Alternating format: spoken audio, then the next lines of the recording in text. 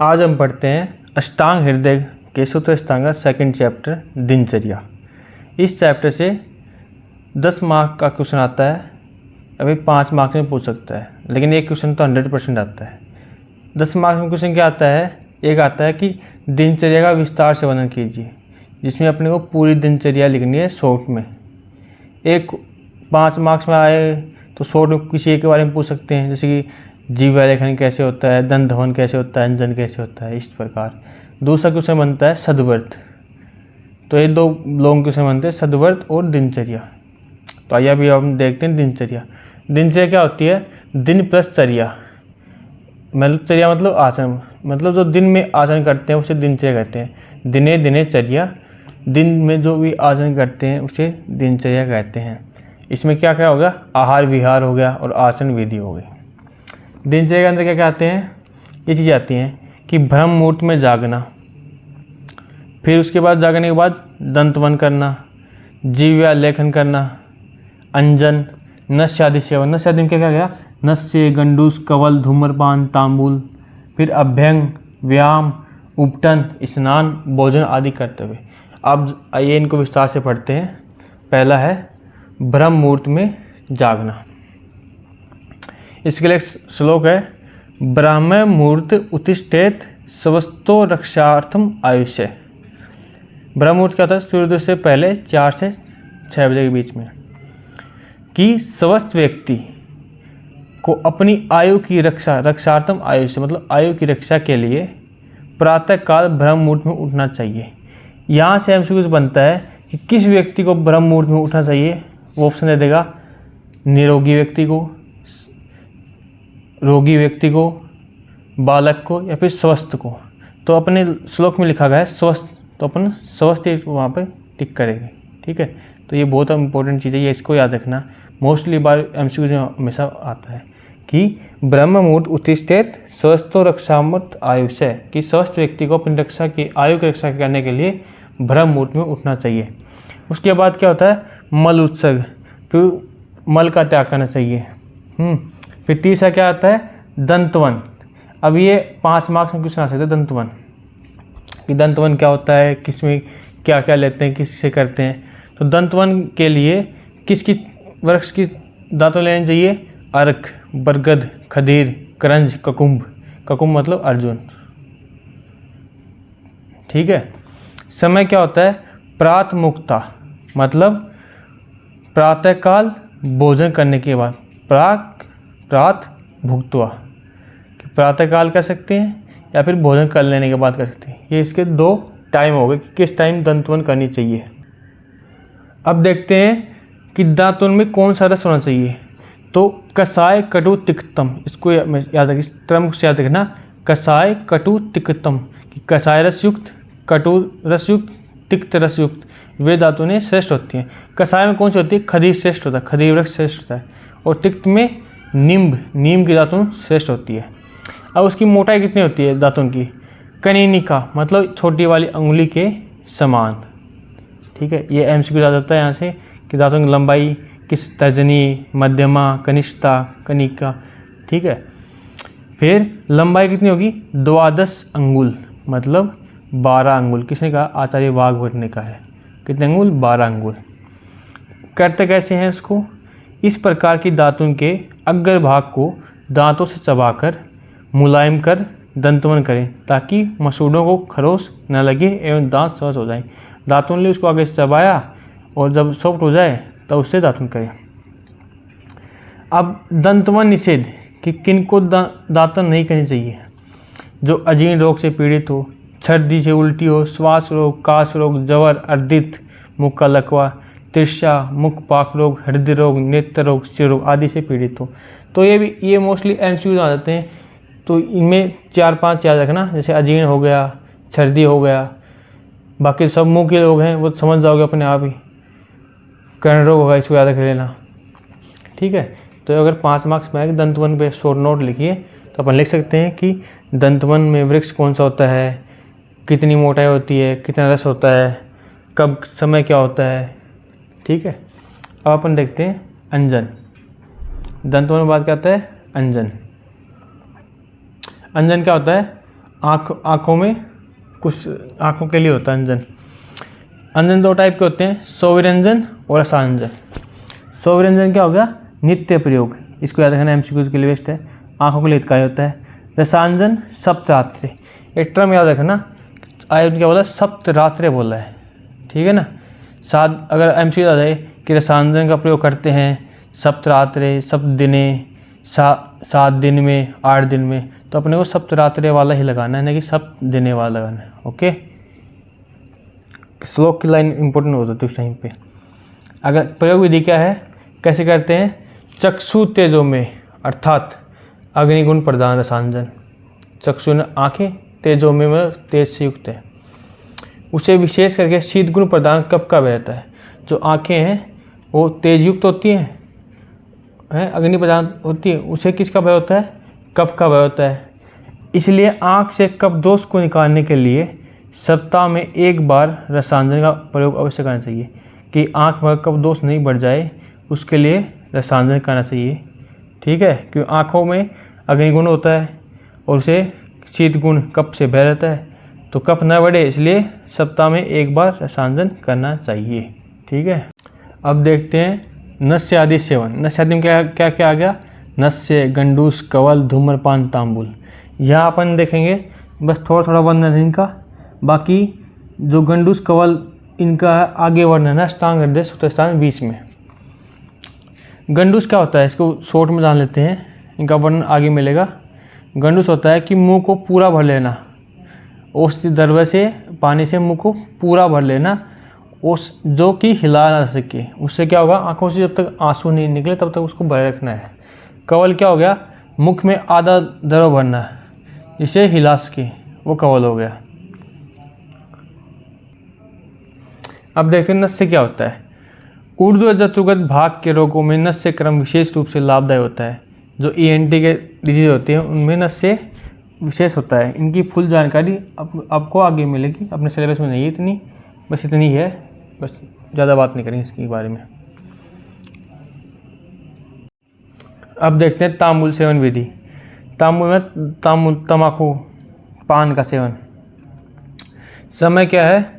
सोकर उठने के बाद, स्नान एवं भोजन के बाद, वमन के बाद, ये तांबुल सेवन के समय हो गए। एक कैसे लेते हैं? एक बार में अधिक से अधिक 2 बीड़ा पान ले जिसमें चूना कत्था लगा हो और सुपारी के टुकड़े पड़े हों। इसके विशिष्ट अवसर क्या कब लेते हैं? राज सम्मान में, विधवा सम्मान में, रतिकाल में, युद्ध आदि में जाते समय। पान के मसाले कौन से होते हैं? जावित्री, जायफल, लौंग, कपूर, पिपरमेंट, कंकोल, कटुक, सुपारी। सेवन विधि क्या है? जड़ की डंडी व आगे का भाग काटकर उसमें चूना कत्था लगाकर सुपारी आदि मसाले डालकर मुख में लें। इसकी पहले पीक को थूककर फिर इसका रस पान करें। तांबुल निषेध किसी में होते हैं? जो छत में घायल हो, पितासर, रक्त पित्त से पीड़ित हो, रुक्ष हो, कुपित हो, चक्षुसाम, कुपित चक्षुयुक्त हो, विष, मूर्छा, मद आदि से रोगी हो, शोषिन मतलब उनसे सुषीण हो, ये उसको तांबुल सेवन निषेध है। ये इतना नहीं है, बस इसको थोड़ा बहुत याद रखना है। बड़ा में आ जाए क्वेश्चन जैसे कि दिनचर्या पूरी लिखनी है तो बस समय लिख दो, क्या क्या डाला जाता है वो लिख दो, सेवन विधि होते हुए लिख दो बस, ठीक है। इतना ज़्यादा इम्पोर्टेंट नहीं है ये। अब देखते हैं दिनचर्या सबसे इम्पोर्टेंट टॉपिक, अभ्यंग सेवन विधान। अभ्यंग का ये श्लोक याद होना चाहिए हमेशा। अभ्यंगम आचरेत नित्यम स जराश्रम वात है, कि जो अभ्यंग का नित्य आचरण करेगा वह जरा बुढ़ापे से, श्रम यानी थकान से, वात है वात रोगों से, दृष्टि प्रसाद पुष्ट आयु, उसकी दृष्टि अच्छी होगी, आयु पुष्ट होगी, शवपंशु त्वक माध्य दाढ़कृत, और अच्छी प्रकार से नींद आएगी। ये क्या हो गया कि जो अभ्यंग है उसके विधान होगा। कि अभ्यंग क्या होगा कि प्रतिदिन अभ्यंग करने से जरा यानी कि बुढ़ापा, श्रम, वातज विकार नष्ट करता है, दृष्टि को स्वच्छ करता है, शरीर को पुष्ट करता है, आयु को बढ़ाता है, गहरी नींद लाता है और त्वचा को सौंदर्य बनाए रखता है। ये हो गया अभ्यंग सेवन प्रदान। इसकी हिंदी आप बुक से देख लेना। मुझे तो श्लोक याद है इसलिए मैं श्लोक से याद है। इसका श्लोक इम्पोर्टेंट है, इसको याद रखना ही है। अभ्यंग के प्रमुख स्थान क्या हो गए?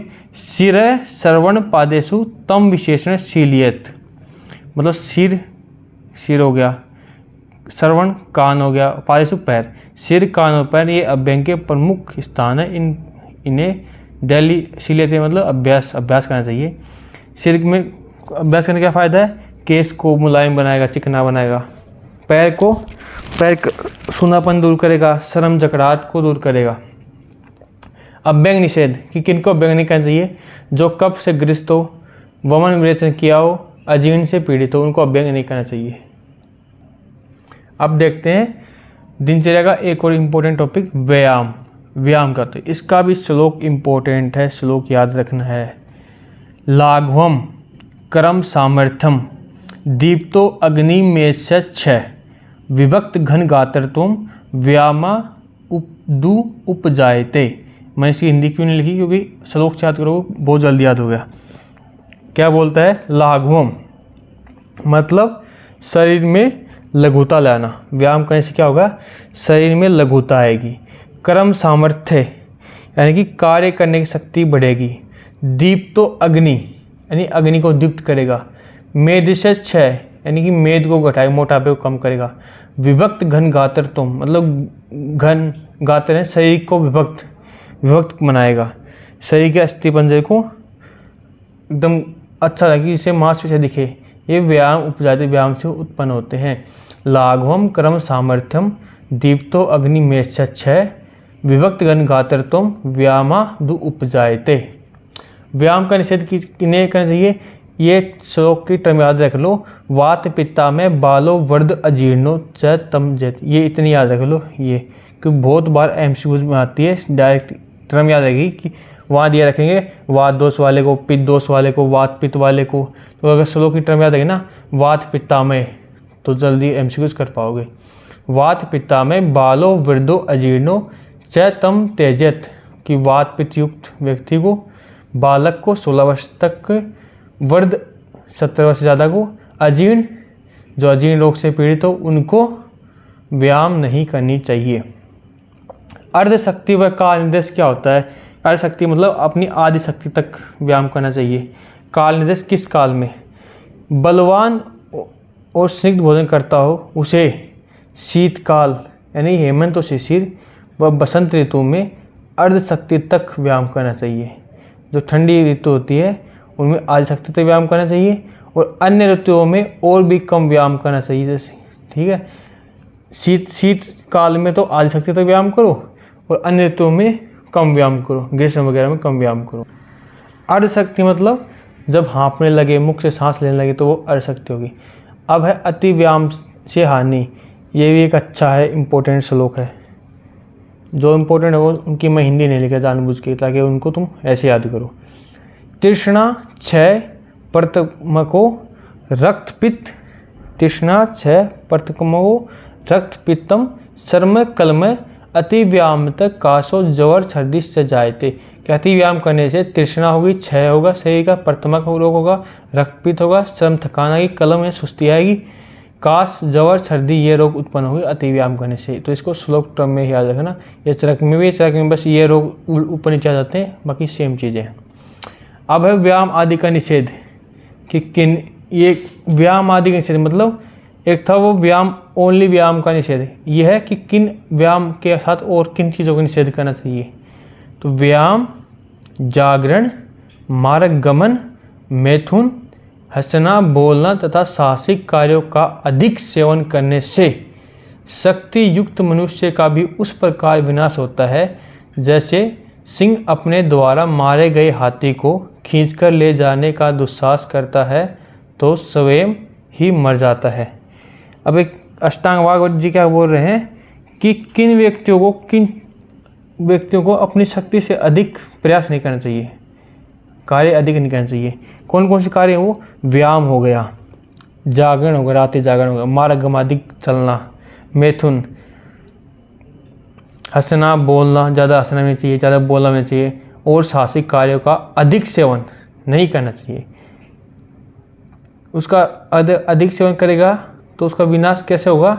एग्जाम्पल लेके समझाया है कि जैसे सिंह अपने किसी हाथी को मार देता है और फिर वो उसे खींच कर ले जाएगा, तो सिंह से तो बहुत भारी हाथी खींच कर ले जाएगा तो खुद ही मर जाएगा खींचने में। अर्थात व्यायाम आदि का युक्ति सेवन सुखद होता है, इनका अधिक सेवन हानिकारक होता है। अब यहाँ से एक ट्रिकी क्वेश्चन बनता है, अगर 5 मार्क्स से बन सकता है कि गज सिंह इवाकृषत भजनंती विनशंती को समझाइए। गज यानी हाथी, सिंह यानी शेर, इवाकृषण यानी खींच कर ले जाने को, विनशति विनाश होता है। तो ये उसी श्लोक है। श्लोक कौन सा है? अष्टांग हृदय चैप्टर 2 14 श्लोक कि इसको समझाइए। तो यहाँ इसका अर्थ क्या लिखेंगे कि आचार्य ने बताया कि व्यायाम आदि जो भी है, व्यायाम, जागरण, मार्गगमन, मैथुन, हंसना बोलना, इनका अधिक शक्ति से अधिक सेवन नहीं करना चाहिए, करेंगे तो विनाश होगा। जैसे सिंह अपने द्वारा मारेगा हाथी को खींच कर ले जाएगा तो स्वयं मर जाता है, ये इसका है। अब देखते हैं उपटन। उपटन क्या होता है? जैसे कि सही किसी चीज़ का लेप लगाना शरीर पे, जैसे हल्दी का लेप लगाते हैं, वो उपटन ही होता है। उपटन क्या करता है? कफ का नाश करता है। ये याद रख लेना, एमसीक्यूज में आते हैं डायरेक्ट। अपन सोचेंगे कि व्यायाम के लक्षण है कुछ चीज़ें, लेकिन वो उपटन के लक्षण आ जाते हैं। मेद धातु को पिघला कर सुखा जाता है। अब ये लक्षण अगर देते हैं एमसीक्यूज में कि कौन सा मेद को पिघलाता है, तो व्यायाम आदि देगा, और अभ्यंग देगा, तांबुल देगा, उपटन देगा। तो अपन देखिए मेद को पिघला रहा है, मेद से 6 तो व्यायाम करेंगे, लेकिन वो मेद से 6 है, नाश करता है, ये पिघला कर सुखा जाता है। तो ये चीज़ आएगा ना। इसके लिए स्पेशल श्लोक टर्म मेद से प्रविलायनम, इसको याद रखना, एमसीक्यूज बहुत बार बनता है। स्त्रीकणम अंगानाम, ये भी अच्छा है। और त्वक प्रसादक्रम, ये तो बहुत ही अच्छा है। त्वक प्रसाद में लोग कन्फ्यूज होंगे कि अभ्यंग है या फिर उपटन है, तो जिसको याद नहीं होगा तो वो अभ्यंग करेगा, जिसको याद होगा वो उपटन करेगा। तो ये 4 चीज़ें हैं। कफ का नाश करता है, मेद से प्रविलायनम, स्त्रीकणम अंगानाम, त्वक प्रसादक्रम। तो इनको श्लोक टर्म में याद रखना, बहुत ही इंपॉर्टेंट है एमसीक्यूज के लिए। से उपटन क्या होता है? जौ या चने का आटा या सरसों को पीसकर उसमें तेल तथा हल्दी मिलाकर शरीर पर मसलने को ऊर्ध्ववर्तन या फिर उत्सादन या फिर उपटन कहते हैं। इसके 3 नाम, ऊर्ध्ववर्तन, उत्सादन, उपटन। जो हल्दी लगाते हैं शादी में वही उपटन होता है। अब अपने देखते हैं स्नान के गुण। स्नान के गुण क्या क्या होते हैं? दीपनम, दीपन करता है। वर्षम, वीर्य को बढ़ाता है। आयुषम, आयु को बढ़ाता है। स्नानम, ऊर्जा बल प्रदानम, ऊर्जा बल प्रदान करता है। कंडू, खुजली, मल, शरीर में मल, श्रम, थकान, श्वेत, पसीना, तंद्रा, नींद, थकान, त्रिंग, प्यास, दाह, शरीर में जलन, और पापमाजित, पाप को नष्ट करता है। ये क्या गए? स्नान के गुण। पाप यानी रोग, रोग को नष्ट करता है। मैं इसको हिंदी, क्योंकि श्लोक टर्म में इसकी हिंदी आ जाती है, आप देख लेना हिंदी। दीपन करता है, वर्षम, वीर्य बढ़ाता है, आयुषम, आयु बढ़ाता है। स्नानम, ऊर्जा बल प्रदानम, ऊर्जा बल प्रदान करता है। कंडू, खुजली को मिटाता है। मल को साफ करता है। श्रम, थकान दूर करता है। श्वेत, पसीने दूर करता है। तंद्रा, सुस्ती दूर करता है, नींद दूर करता है। त्रिंग, प्यास दूर करता है। दाह, शरीर की जलन दूर करता है। और पापमा यानी रोगों को दूर करता है नहाने से। अब है कि एक यहाँ से है उष्ण जल का स्नान कहाँ करना चाहिए? अधः काय यानी गर्दन से नीचे का परिषेक स्नान करें उष्ण जल से। नीचे का सही को आने जिससे कि बल इंक्रीज होगा। अगर सिर को धोएंगे उष्ण जल से, गर्म जल से, तो बालों तथा आंखों की शक्ति घट जाएगी। इसके लिए विशेष श्लोक टर्म है बल, हृत, केश, चक्षुषाम। एमसीक्यूज के लिए कि ये देखें कि बल, हृत, केश, चक्षुषाम किस दिनचर्या के कारण होता है, वहाँ लिख देंगे व्यायाम, अभ्यंग, स्नान, ऊर्ध्ववर्तन। अगर तुम्हें पता होगा इसका अर्थ बल, हृत, केश, चक्षुषाम तो तुम कर दोगे, नहीं पता होगा तो तुम अभ्यंग या व्यायाम करके आओगे। तो उष्ण जल से गर्दन से नीचे के शरीर को स्नान करना चाहिए, जिससे बल बढ़ता है। अगर सिर को धोएंगे तो बालों और आंखों की शक्ति घट जाएगी, वही ये बोल रहा है। स्नान किसे नहीं करना चाहिए? जो अर्दित रोग से, नेत्र रोग से, मुख रोग से, कर्ण रोग, वही रोग आगे जो अभ्यंग में थे। अतिसार, आदमान, पीने, अजीर्ण, भोजन करने के तुरंत बाद स्नान नहीं करना चाहिए। अब देखते हैं भोजन विधि कि भोजन विधि कैसे करते हैं। लास्ट दिनचर्या का है, स्नान कर लेने के बाद पूर्व किए हुए भोजन के पच जाने के बाद जो हितकर भोजन हो उसे मात्रानुसार खाएं। अन्य करते हुए क्या, भोजन के पहले बाद में अगर मल मूत्र पुलिस का वेग आ रहा हो तो उसे बलपूर्वक न रोकें। यदि मल मूत्र का वेग मालूम पड़े तो उन्हें दबाकर अन्य कर्मों में न लग जाएं। अगर न आ रहा हो तो बलपूर्वक न निकालें और आ रहा हो तो उन्हें रोकें ना। यदि किसी प्रकार का साध्य रोग हो तो उसकी चिकित्सा किए बिना दूसरे कार्य में नहीं लगे। अगर कोई रोग हो रहा हो जो इलाज हो उसके, तो उसकी चिकित्सा पहले करें, बाद में दूसरा कार्य करें।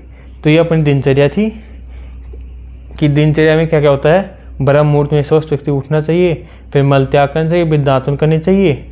दातुन में कौन सी, किस पेड़ की करनी चाहिए, जो कि कटुतिक्त कषाय युक्त रस से युक्त हो,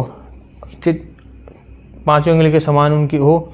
फिर जीवालेखन करना चाहिए, 10 अंगुल का जीवालेखन होता है। फिर जीवालेखन करने के बाद नस्यादि कर्म, गंडूस में क्या होगा, पूरा मुंह भर लेना, कौल में आधा मुंह भर लेना। फिर तांबुल सेवन, उसमें 2-4 लाइनें हैं। फिर मेन चीज़ है अभ्यंग। अभ्यंग का श्लोक क्या रखना है, अभ्यंगम आचितम नित्यम जराश्रम वातः। अभ्यंगम आचितम नित्यम जराश्रम वातः। दृष्टि प्रसाद पुष्ट आयु सौपंसु तो दाढ़कृत। क्या अभ्यंग क्या करेगा, जो नित्य अभ्यंग करता है वो बुढ़ापे को दूर करता है, श्रम को दूर करता है, वात को दूर करता है, दृष्टि को बढ़ाता है, आयु को पुष्ट, शरीर को पुष्ट करता है, आयु को बढ़ाता है, सब अच्छी नींद लाता है और त्वचा को सुंदर बनाता है। किन को अभ्यंग नहीं करना चाहिए वो देख लेना। और फिर अभ्यंग के स्थान क्या, सिर, पाद और हाथ, सिर, कान और पाद हो गए। प्रति व्यायाम, व्यायाम का श्लोक याद रहना चाहिए, लाघवम क्रम सामर्थ्यम दीप्तो अग्निमेश विभक्त घनगात्रत्वम व्यायामदोपचायते। व्यायाम करने से वात पित्तामयो बालो वर्धो जीर्णो तम त्यजत। फिर वही होगा कि अति व्यायाम आदि कौन से कर्म हो गए, तो व्यायाम हो गए, जागरण होगा, आसना, बोलना, मैथुन, मार्गमन, ये 7 कर्म हो गए। इनको अपनी शक्ति से अधिक नहीं करना चाहिए। अगर करोगे तो उस पर काय विनाश होगा। जैसे कि अपने द्वारा मारे गए हाथी को सिंह घसीट के ले जाए, उसके लिए एक लाइन है, इवा सिंह गज सिंह इवा कृषत भजंती वनस्पति, ऐसी कुछ लाइन है। फिर आगे उपटन, उसके गुण क्या है, 3 याद रखना, मेध से प्रविलायन, मेध से प्रविलायन, स्त्रीकर्म अंगानम, और एक और था त्वक प्रसाद कर्म। ये इसके 3 गुण याद रख लेना। फिर स्नान के गुण आगे, दीपन वर्षम आयुष्यम स्नानम ऊर्जा बल प्रदम, कंडु खुजली को दूर करता है, श्वेत तंत्र आदि को दूर करता है। फिर भोजन विधि होगी। इस प्रकार अपना हो गया दिनचर्या पहली। 10 नंबर क्वेश्चन आए तो इसमें शॉर्ट लिख देना। किसी एक पर आया, अभ्यंग पर आए, व्यायाम पर आए तो उनके पूरा वर्णन कर देना। अब आगे देखेंगे इसका सेकंड पार्ट, सद्वृत्त।